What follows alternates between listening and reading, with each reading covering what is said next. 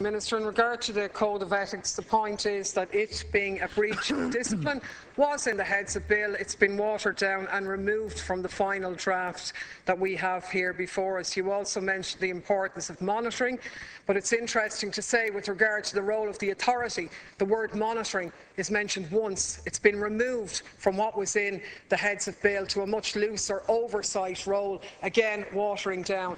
And you can say that there is human rights compliance on paper or in, pledges or whatever, but where is it in reality?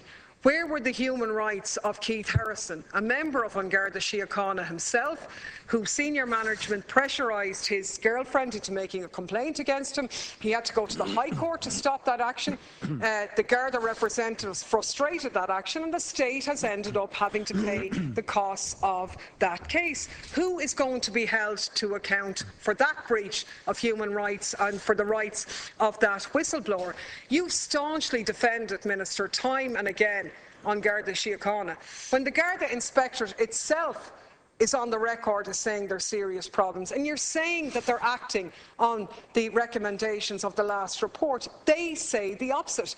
And the information that we're talking about in the Athlone district and the continued mistaging of the crime figures is a fact. I don't know why you're surprised with the information given by Deputy McLaughlin, because it fits in with what the Garda Inspectorate have said, a systemic problem at the top of Garda Síochána. Now, I mightn't generally be a fan of the GRA or the AGSI, but I have to say this time round, the Garda Inspectorate complimented them for highlighting the problems at the top of that organisation. And how can you reform an organisation if you keep the people at the top who were at the top when the problems were still there? The systemic problems remain and they're not being addressed, and you are not giving the authority the power it needs to grapple with that. The last point, Count Corla, I think the points made by Deputy Wallace with regard to the government hiding behind the Constitution yet again is a little bit nauseating, and we need to have answers to those very serious questions that were raised about what the Attorney-General's role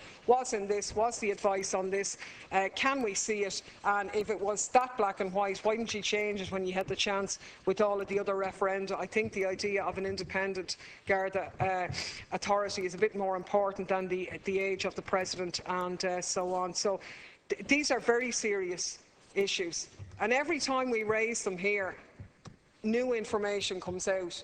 I'm shocked that you're not willing to jump on the record now and say that it is a disgrace that it took Deputy Wallace going on the record here for the Garda authorities to hand over the files to GSOC in relation to the case of Keith Harrison, because that's a fact. That's what happened. So we're dealing with an indisciplined force at the top, and this bill isn't equipping an authority to deal with it properly.